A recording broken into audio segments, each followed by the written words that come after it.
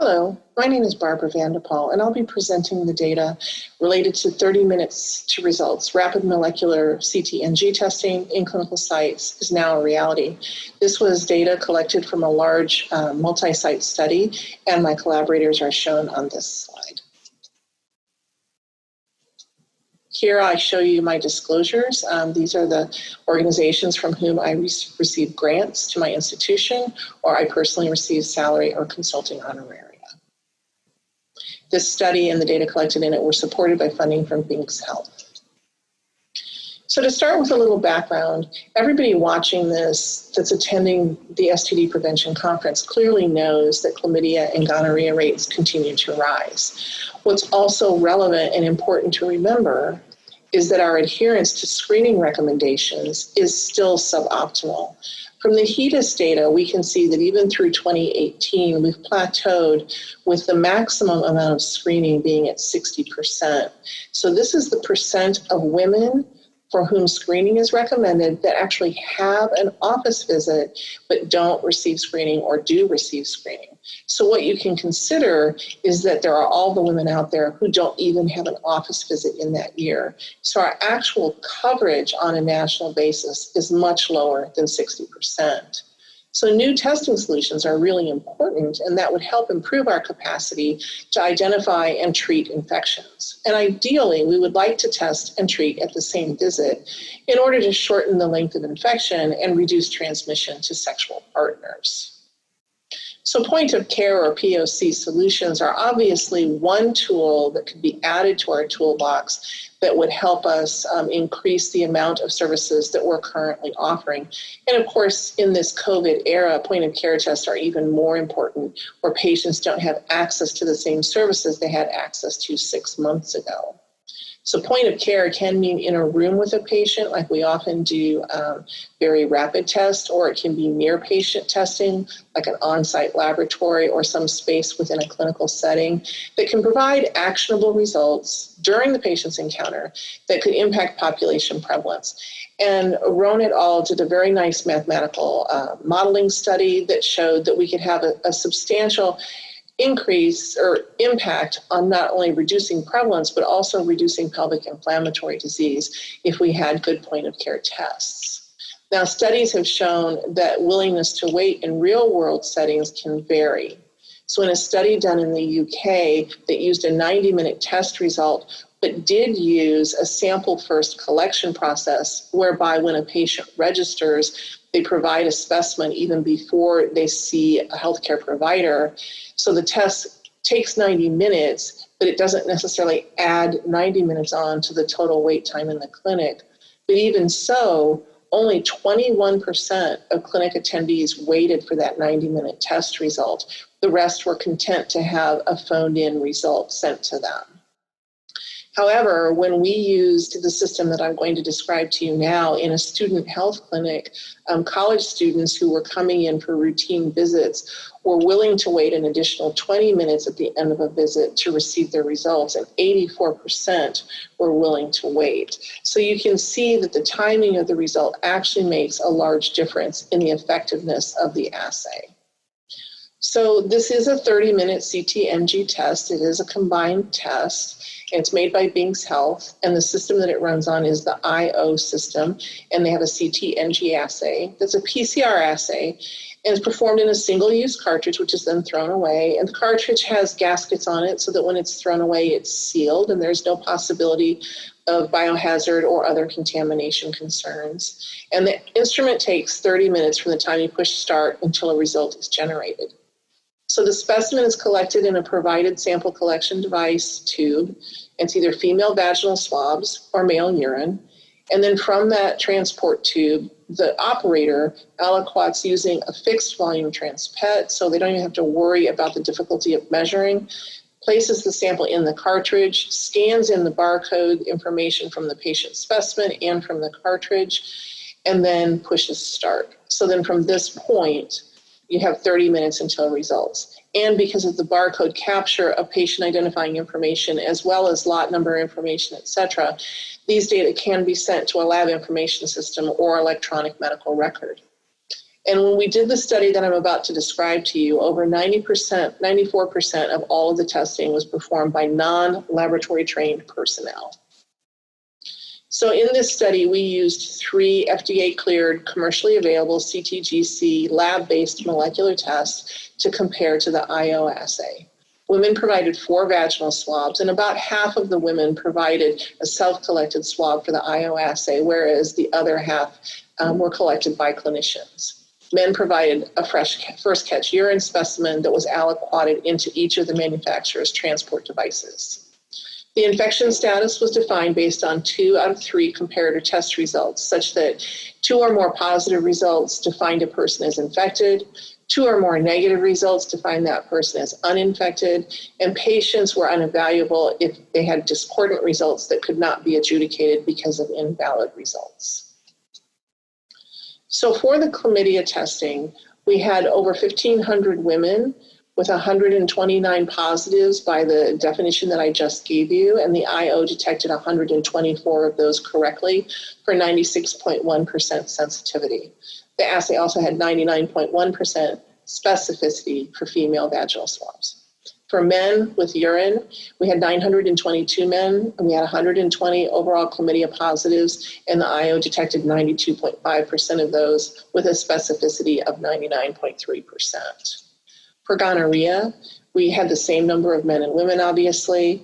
We had 45 positive gonorrhea in women, and all 45 of those were detected by the IO system, and they had a 99.9% specificity estimate with only 2 false positives.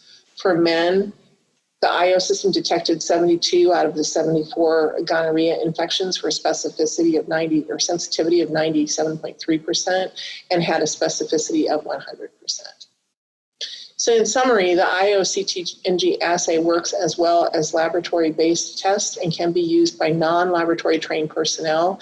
Since the system is quite small and just plugs into a routine outlet, it can be used in a large number of settings that are not where we traditionally do chlamydia testing on site.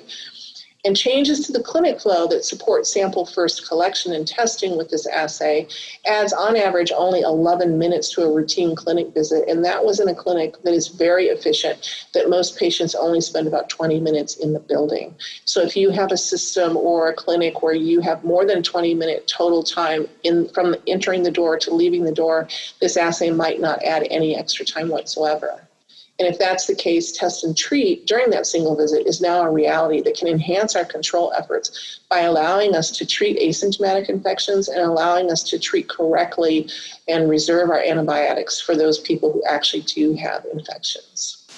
And with that, I'd like to close, and I'd like to acknowledge additional co-authors that include Alex Boutwell, our statistician, Bryce Daniels, the overall study coordinator and manager, and then all of the staff and participants from each of the study sites that were involved in this project. Thank you for your time. My name is Evelyn Nash, and today I'm going to be discussing Neisseria gonorrhea culture yield in the SURRG program and the impacts of anatomic site of infection, as well as the time to specimen collection after initial gonorrhea diagnosis. So Neisseria gonorrhea cultures are the foundation for several public health initiatives, including the monitoring of antimicrobial resistance, as well as following molecular epidemiological trends in different patient populations. We also use culture to evaluate suspected cases of treatment failure. However, culturing gonorrhea from clinical specimens is not common practice in most clinics. And this has especially become true as NAT testing has become the dominant method for diagnosing gonorrhea. Furthermore, Neisseria gonorrhea is a facultative bacteria, which means that it has strict growth requirements. And there are numerous clinical and laboratory variables which can impact gonorrhea culture yield from clinical specimens. So utilizing data collected through an antimicrobial resistance surveillance program called SURRG, we wanted to evaluate how GC culture yield is impacted by the anatomic site of infection, as well as the time between gonorrhea diagnosis and the subsequent culture collection. There are a few studies which discuss the challenges and success rate of gonorrhea culture yield from clinical specimens, so we hope that understanding the impact of these variables on culture yield may inform decisions on when to collect culture specimens based on the site of infection. SURRG stands for Strengthening the U.S. Response to Resistant Gonorrhea, and this is a multi-site project which enhances domestic gonorrhea surveillance and infrastructure by building capacity for gonorrhea culture and local antimicrobial resistance detection. Furthermore, the program also deploys rapid field investigations to prevent the spread of antimicrobial resistant gonorrhea.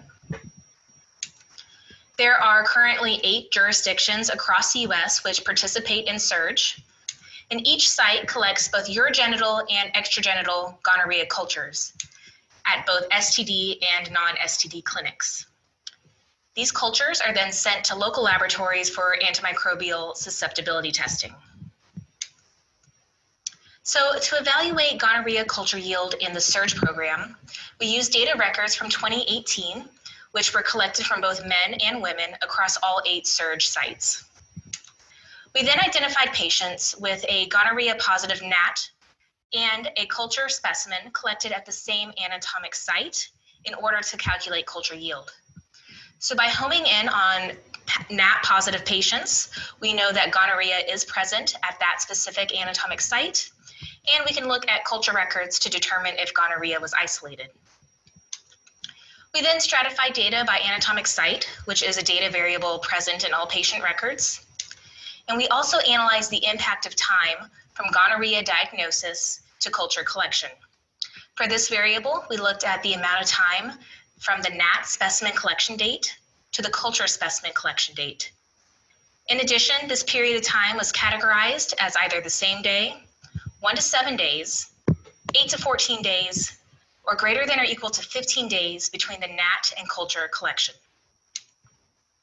So looking at the overall results from 2018, we see that 5,839 culture specimens were collected, and of these, 3,667 specimens actually grew gonorrhea. So this gave us an overall culture yield of about 68.2%.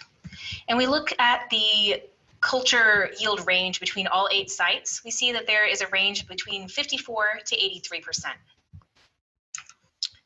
So we also broke down the data by looking at the anatomic site of infection. So this graph shows the total number of culture specimens which were collected in 2018. And so we can see that the majority of the specimens were collected from the urethral site. In addition, this anatomic site also has the highest culture yield at 91%. Moving on to endocervical and vaginal specimens, the fewest number of cultures were collected at this anatomic site. However, the second highest culture yield came from vaginal and endocervical specimens at about 55%. Then the extragenital sites of infection, rectal and pharyngeal, we see that there was a good number of cultures that were collected at these 2 anatomic sites. However, the overall culture yield was lower than the other urogenital sites. Rectal specimens had about a 38% culture yield, whereas pharyngeal specimens had a 27.8% culture yield. So we wanted to analyze the data a little further and look at the impact of time between the initial gonorrhea diagnosis, categorized as the NAT positive specimen, and the time between the NAT positive result to that of the culture specimen being collected. And so, as I mentioned before, we categorize this data as either same day, 1 to 7 days, 8 to 14 days, or greater than or equal to 15 days between these 2 events. So when we look at the first graph, you can see that these are the total number of urethral culture specimens. The solid bar represents the total number of specimens that were collected at the certain time point, whereas the dashed bar represents the number of specimens which actually grew gonorrhea. So you can see that the majority of urethral specimens are collected on the same day as NATs, and that this time point has a high culture yield at about 94%. As cultures are collected later on from the NAT, we can see that culture yield diminishes. Then moving on to endocervical and vaginal specimens, we see that the majority of these cultures are collected on the same day as the gnat, and there is a relatively high culture yield at about 64%. Furthermore, when cultures are collected between 1 to 7 days after the gnat, we see a sustained culture yield at 64%. Then as time continues between gnat and culture collection, the culture yield diminishes. Moving on to rectal specimens, we see that the majority of the specimens are collected either on the same day or out to 1 to 7 days from the gnat. And as we've seen with the other sites of infection, the highest culture yield comes from cultures that are collected on the same day as a gnat. For rectal specimens, we saw a 50% culture yield from same day collected specimens. And then again, the same trend that as time continues between gnat and culture specimen collection, we see a diminished rate of return on gonorrhea culture. And then lastly, pharyngeal specimens, majority of these were actually collected on between 1 to 7 days from the gnat. But again, we see the highest culture yield coming from specimens that are collected on the same day as a gnat, with the highest culture yield about 45%. So there are a few limitations to this study. First off, the data was collected using non-standardized methods. So by this, each of the SURRG jurisdictions and each of the clinics within those jurisdictions was allowed to choose whichever type of swab that they would want in order to collect the culture specimens. Furthermore, each clinic was allowed to use their own individual transport systems or transport media for collecting the culture, as well as transporting this culture specimen from the clinic to the laboratory. I do want to point out that the CDC plans on conducting a standardized study to look at transport systems and transport media to identify the best media for transporting clinical specimens to a laboratory. Furthermore, each SURRG jurisdiction implements different culture collection protocols. So for this, each jurisdiction can decide who they want to collect a culture from and at what point in time. So for example, some jurisdictions prefer to collect a culture from all anatomic sites from a man that is gay or bisexual, whereas other jurisdictions may only decide to collect a culture from anatomic sites that have been known to be exposed to gonorrhea. So this can have an impact on the overall culture yield. And then lastly, of course, there's going to be variability in the patient populations at each of these SURRG jurisdictions and the populations of people who visit the different clinics.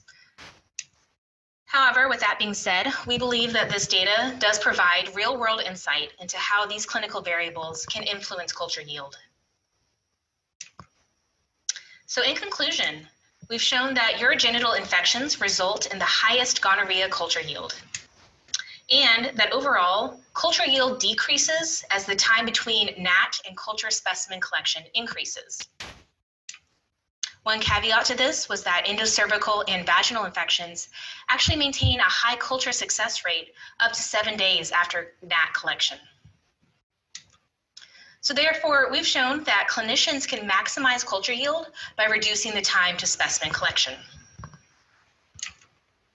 And with that, I want to thank all of my colleagues at the CDC who have helped put this presentation together. And of course, I have to thank all the SURRG jurisdictions and all the wonderful people that have helped put together and collect the specimens and put together the data for this project. And with that, I thank you. Hello, everyone. My name is Eric Lind, and I am a second-year medical student at UCLA, and I am presenting on establishing novel molecular assays to predict decreased susceptibility to ceftriaxone in Neisseria gonorrhea infections. I have no conflicts of interest to declare. Neisseria gonorrhea is the second most common bacterial STI in the world, and Neisseria gonorrhea has shown resistance to every class of antibiotics currently available, and the current treatment regimen varies from country to country, but in Europe, in America, and Australia, it is dual therapy ceftriaxone and azithromycin, while in many countries it is still monotherapy ceftriaxone. And so with the increasing number of resistant strains to ceftriaxone, it is extremely important that we develop methods to predict decreased susceptible ceftriaxone strains. So there is prior research on genetic loci important for ceftriaxone decreased susceptible strains, but they all suffer from either few geographical regions or lack of aggregation, having small sample sizes, or focusing on different genetic loci. So in this work, what we did was we performed a global analysis of all published ceftriaxone decrease susceptible strains.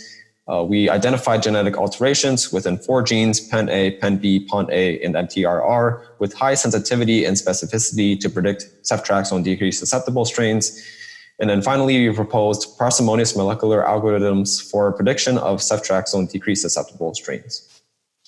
So decreased susceptibility or reduced susceptibility, they're both the same, to ceftriaxone was developed in order to describe a middle point between resistance and susceptibility. So the value or MIC value with respect to ceftriaxone of decreased susceptibility varies among literature, but it all sort of oscillates around 0.06 milligrams per liter. So in our work, we wanted to use the most parsimonious definition by defining decreased susceptibility as an MIC greater than 0.064 milligrams per liter. So we performed a literature analysis first of all articles published in PubMed up to October 15th, 2019, under the search terms Neisseria gonorrhea and ceftriaxone. And from this, we have found 939 papers. And of these papers, we identified 169 of them that included information on ceftriaxone MIC and genetic characterization of Neisseria gonorrhea. And of these 169 papers, 111 of them had specific information about specific genetic alterations in Neisseria gonorrhea. So there are 4 genes that are primarily contributing to decreased susceptibility to extended spectrum cephalosporins like ceftriaxone. The first one is penA, which codes for penicillin binding protein 2, which is important for the binding of ESCs to Neisseria gonorrhea strains. And so a common way of classifying penA is through what is called Onishi sequences, which are each assigned a specific Roman numeral. But basically, what Onishi sequences are is there are unique combinations of alterations at 83 defined amino acid positions within the penA gene. penB is an allele of PORB, which codes for a porin that regulates permeability of antimicrobials. And when you have mutations at the G120 or A121 amino acid positions, this has been associated with increased MIC values to ceftriaxone. penA is similar to penA in that it's also coding for a penicillin binding protein. However, this one is not as important, but it is still as important with respect to increasing MIC values. And you see it most often when you have this alteration at L421 to a proline.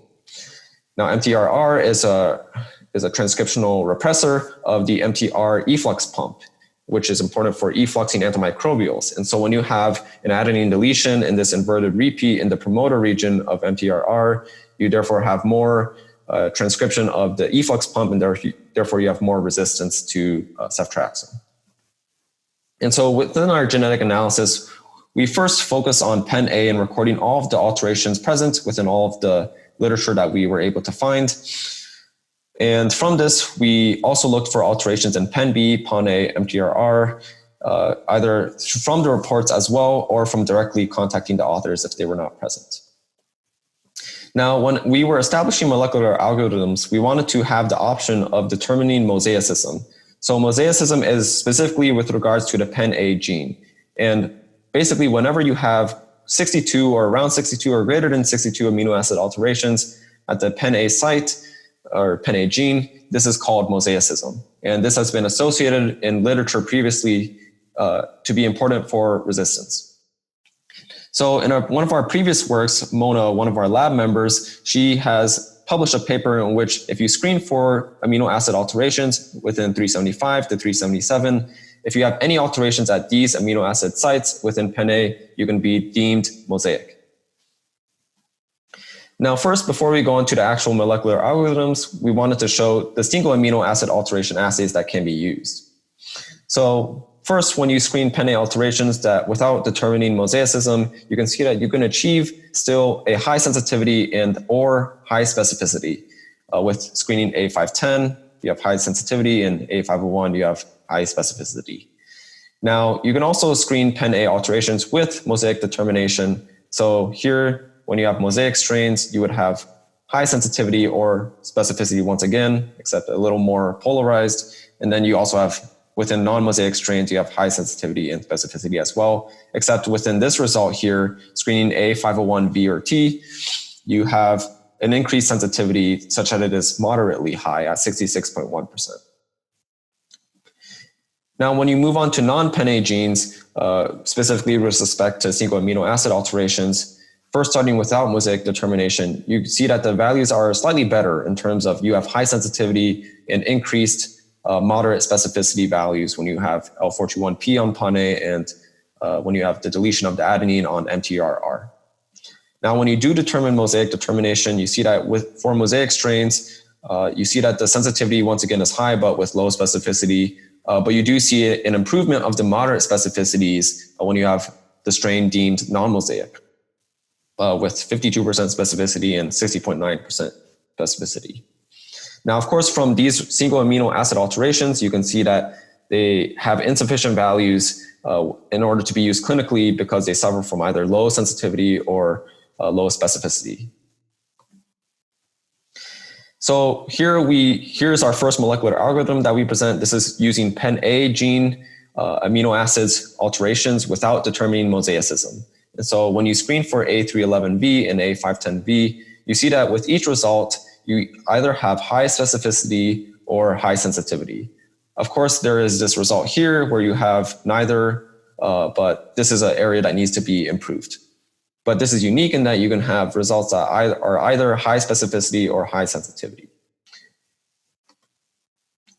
Now, when you screen penA gene amino acid alterations with mosaic determination, you see that once again, you have the same trend of having results that are either high sensitivity or high specificity.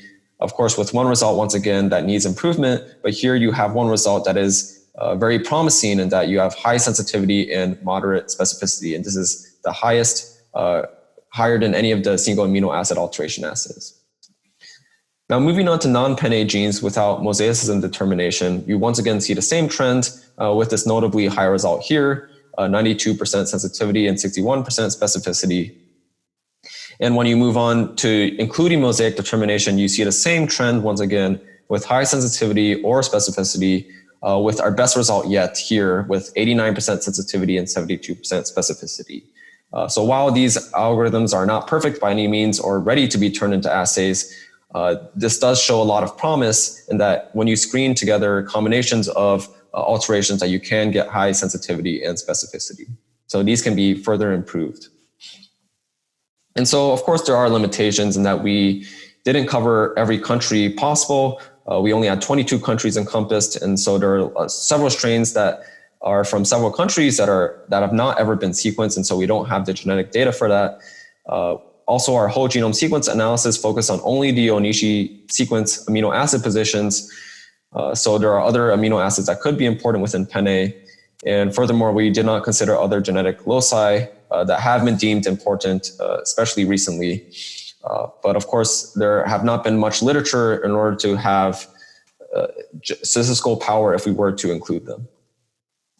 So in this work, we have identified, compiled, and analyzed findings of 3,821 global isolates of Neisseria gonorrhea with MICs to ceftriaxone. We generated preliminary molecular algorithms to predict ceftriaxone decrease susceptible strains with high sensitivity or specificity. And from this, we have identified genetic targets to guide developments of molecular assays to predict ceftriaxone decrease susceptible strains with utility in a variety of global settings. So future directions would be to definitely validate and refine these algorithms to have higher sensitivities and specificities. As more Neisseria gonorrhea strains are sequenced and published, it would also be important to incorporate other genetic loci. And furthermore, and finally, to begin development of molecular assays for detection of decreased susceptible ceftriaxone Neisseria gonorrhea strains. We would like to acknowledge the following people for helping us in processing our data. And finally, here are our funding sources. And at this point, if you have any questions, feel free to ask me or email me at my email listed right here. Thank you so much for listening. Hello, my name is Karen Schlanger, and I'm the CDC project lead for SURRG, or Strengthening the U.S. Response to Resistant Gonorrhea. Today, I'll be providing an update on SURRG, focusing on activities related to scaling up culturing and local antibiotic susceptibility testing as a strategy to combat drug-resistant gonorrhea. Neisseria gonorrhea has developed antibiotic-resistant mutations to first-line therapies since the 1930s, and CDC continues to classify antibiotic-resistant GC, or ARGC, as an urgent threat, as indicated in CDC's 2019 Antibiotic-Resistant Threat Report. The purpose of SURRG is to enhance U.S. ARGC preparedness, and specifically the project supports the 2015 White House Action Plan for combating antibiotic-resistant bacteria. The main objectives for SURRG include 1, building local capacity for rapid detection and response to GC with reduced cephalosporin or azithromycin susceptibility, 2, piloting and evaluating a model to slow the emergence and spread of GC resistance, and 3, advancing our understanding of GC and ARGC transmission and epidemiology to inform possible interventions. This is a map of the current SURRG grantees. SURRG is a 5-year CDC-funded project in 8 jurisdictions, and we just began our 5th year on August 1st. Typically, GC is diagnosed by gnats, but performing antibiotic susceptibility testing requires GC cultures. So for SURRG, we built up culture capacity in health centers to collect specimens for GC cultures from patients of all genders and at all anatomic sites of exposure, using locally developed culture criteria. In each jurisdiction, this is done in STD clinics and at least 2 additional high morbidity health centers. All SURRG specimens are then sent to the local public health lab to positively identify gonorrhea, and all positive cultures then undergo antibiotic susceptibility testing, or AST, using the Etest gradient strip testing method. Most SURRG labs did not perform AST or Etest before SURRG, so CDC provided on-site training to those labs requesting it. All labs then obtain CLIA certification for conducting Etest, and additionally, CDC facilitates a biannual performance testing panel for all local SURRG labs. Note that ET was not widely used before SURRG or GC AST. And CDC's long-standing gonococcal isolate surveillance project, or GISP, uses the Agar dilution method. So SURRG also offered a great opportunity to assess the success and validity of performing AST using Etest in real-world settings. The goal for SURRG is to have AST results available within 5 days of specimen collection. To do so requires very fast processing and substantially faster processing than in GISP, where AST is performed at regional labs and can take up to 2 months for results. SURRG's approach for rapid detection of reduced susceptible gonorrhea then allows us to quickly initiate patient investigations. Additionally, after local AST is performed, all isolates are then submitted to one of 4 CDC-funded regional labs for expanded AST with a broader panel of antibiotics using Agar dilution and for whole genome sequencing. Field investigations are then conducted with any patient identified as having reduced susceptible gonorrhea.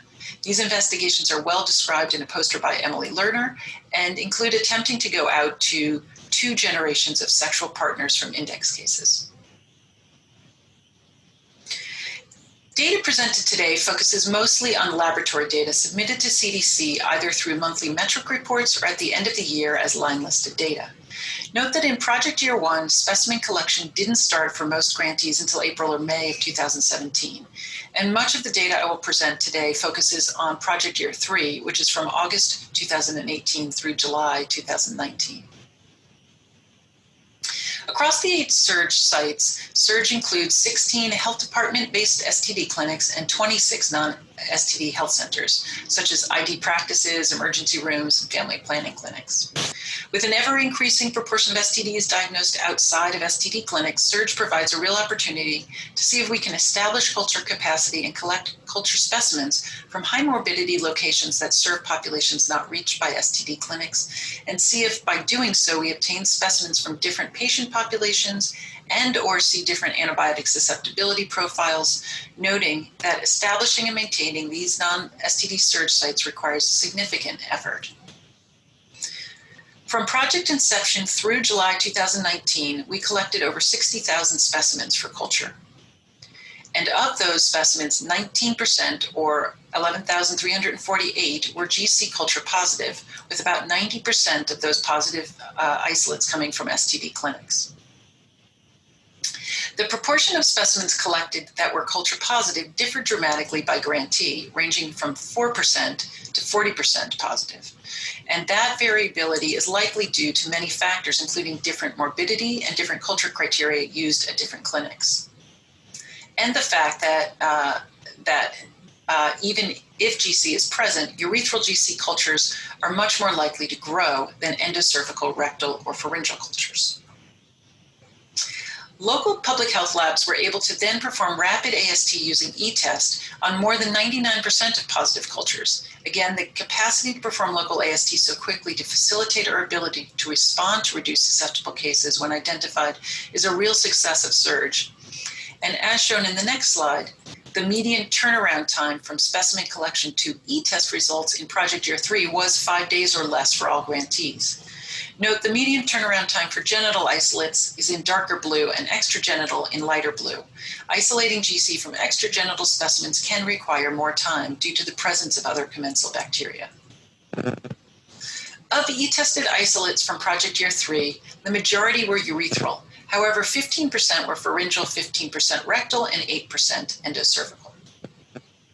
And in terms of antibiotic susceptibility results based on CDC criteria, a little over 9% of isolates tested had elevated minimum inhibitory concentrations, or MICs, to one or more of the 3 antibiotics tested for. 8.6% had reduced susceptibility to azithromycin with MICs of 2.0 or greater, while 0.4% had elevated MICs to ceftriaxone at greater than or equal to 0.125, and or cefixime with MICs greater than or equal to 0.25.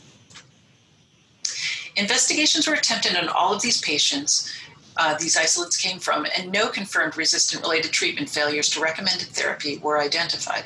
This graph shows the number of positive cultures or isolates collected by each grantee over each of the 3 project years. You can see here that most sites were able to collect between 500 and 600 isolates in project year 3. The big increase in positive cultures in New York City is due to adding 8 additional STD clinics as SURRG sites in project year 3. One of the grant requirements for SURRG is to perform AST on at least 15% of reported GC cases in the local jurisdiction, or at least 1,000 Etests, a threshold that was thought to facilitate identifying and responding to resistant strains before they became too widespread. For reference, GISP performs AST on 2% of GC cases in GISP jurisdictions. Most SURRG jurisdictions have come close to or met this requirement. In this slide, I've separated out the contribution of STD and non-STD clinics, with non-STD clinics in light blue.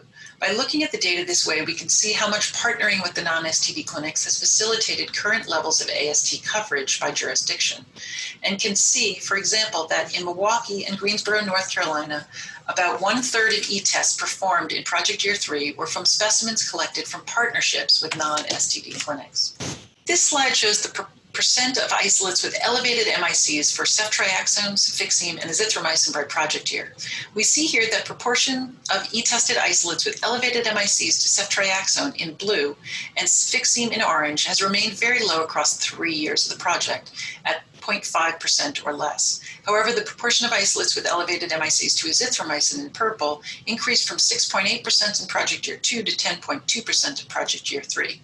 This increase is certainly concerning, and preliminary data from both SURRG and GISP suggest it's continuing to increase. And while the proportion of isolates with reduced susceptibility to azithromycin was 10% across all grantees in project year 3, so shown in the blue bar on the right, we see wide variability by jurisdiction, ranging from 2% to 17%. The isolates that met CDC criteria for elevated MICs to ceftriaxone and cefixime, while elevated, were all relatively low. And only 4 were greater than or equal to 0.50, the level CLSI considers non-susceptible. CDC's elevated MIC criteria for cephalosporins is a little lower than CLSI susceptibility criteria because at CDC we are interested in monitoring emerging resistance. The MIC distribution for isolates with reduced azithromycin susceptibility is more varied. While most of these reduced susceptible isolates have MICs of 2 to 8, some have mutations that confer what is sometimes referred to as high-level azithromycin resistance. Specifically, in 2018, 14 isolates had MICs of 256 or above. This data shows the distribution of the 44 isolates with azithromycin MICs of greater than or equal to 256 over the past 4 years by year and jurisdiction. There are a couple of very interesting things we found out about these isolates through genomic analysis. All but 3 of these isolates were found to be genetically very closely related and to have first appeared in Indianapolis, shown in orange, in the late 2017. We found that this strain appears to have evolved from a similar strain that was already circulating in Indianapolis with 1 new mutation. And while we saw a number of these isolates in Indianapolis in 2017 and 2018 and 1 in 2019, we also saw this same strain pop up in a few other cities, demonstrating how quickly clones of a new resistant strain can spread. Through SURRG, we have also been able to document that Etest results performed at local SURRG labs are comparable to Agar dilution results, while less expensive, faster, and easier to perform than Agar dilution. As described in further detail in the poster by my colleague Samara Sharp, we compared Etest and Agar dilution results from over 4,000 SURRG isolates, and depending on the antibiotic tested, found at least 95% concordance within 1 doubling dilution between the 2 test types. SURRG is the first large-scale effort to use this less expensive, faster, and easier test to perform Etest for local AST.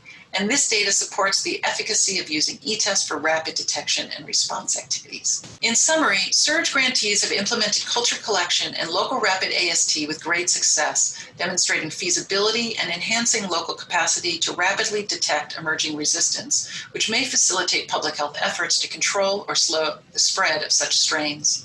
Jurisdictions have also successfully built up robust data infrastructures and important collaborations across clinic, laboratory, and surveillance programs. We've identified very small proportions of isolates with low levels of elevated MICs to cephalosporins and a much higher proportion with reduced susceptibility to azithromycin. We have also attempted investigations on all of these patients with no treatment failures due to resistance identified. Through SURRG, we continue to learn important lessons that we will be sharing in an upcoming SURRG journal supplement and are already using to guide future thinking about ARGC preparedness at the local and national level. Thank you for listening to my presentation. I want to acknowledge all of my co-authors from the 8 SURRG jurisdictions and CDC, as well as all the local SURRG program staff that have made this project such a success.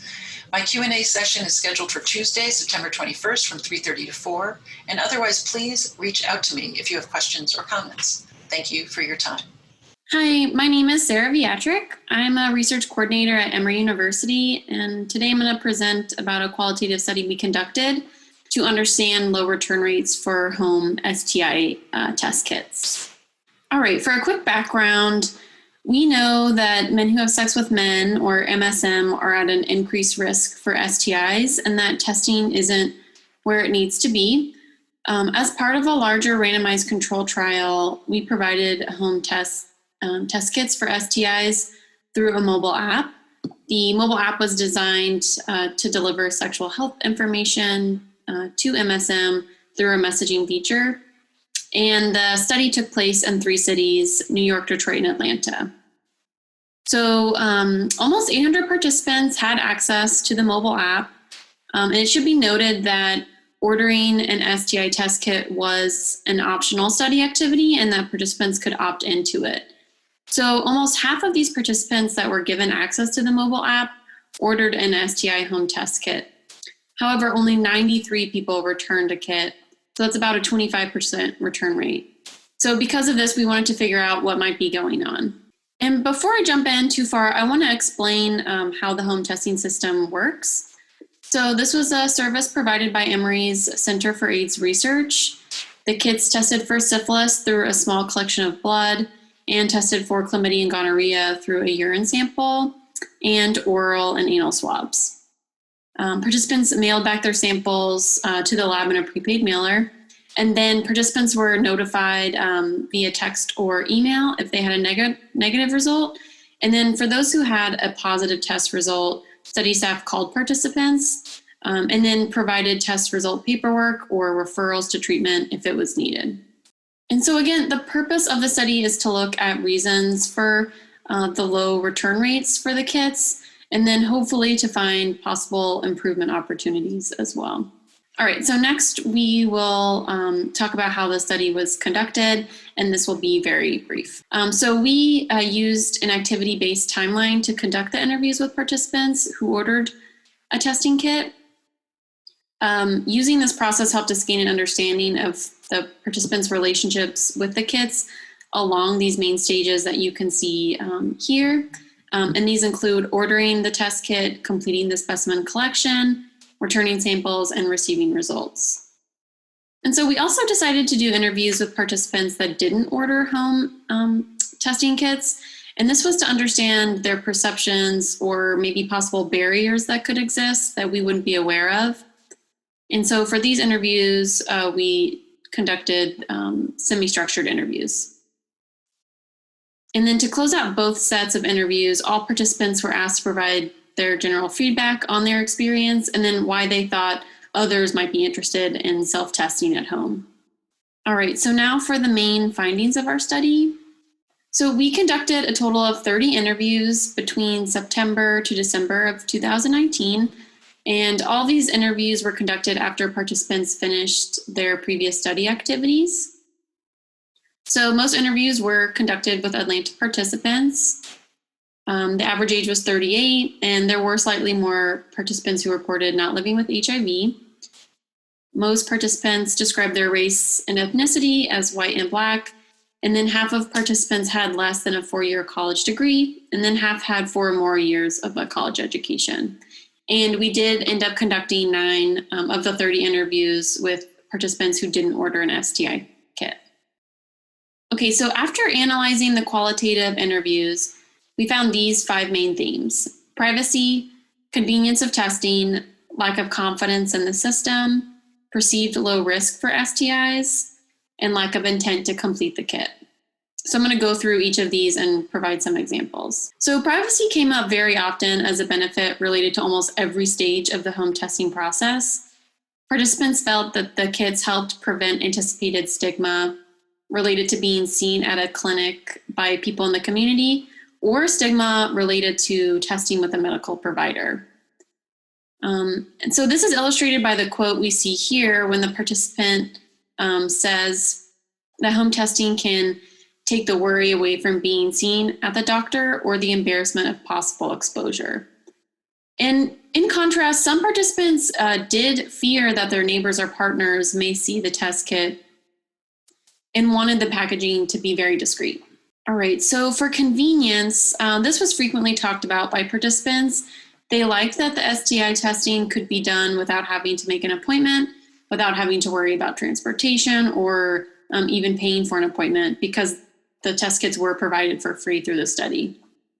So for example, this individual says that people are often on the go and that people don't have time to sit at a doctor's office and wait for 30 minutes to be seen by a doctor.